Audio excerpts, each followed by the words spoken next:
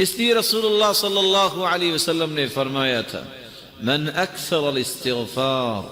जअलल्लाहु लहु मिन कुल्लि हम्मिन फरजा व मिन कुल्लि दीक़िन मख़रजा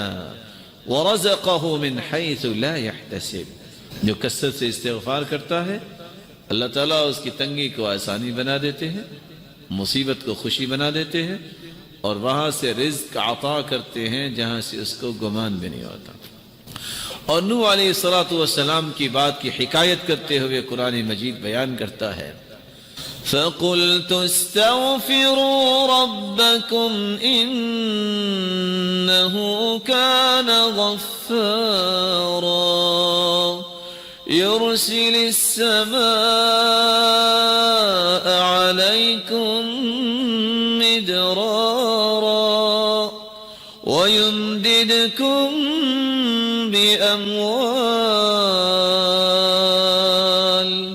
व बनीन व यजअल लकुम जन्नातिन व यजअल लकुम अनहारा मा लकुम ला तर्जून लिल्लाहि वक़ारा। इस्तिग़फ़ार तुम करोगे, अल्लाह ताला तुम्हारे गुनाहों को भी मुआफ़ कर देंगे और तुम्हारे लिए मूसलाधार बारिशों का बंदोबस्त फरमाएंगे,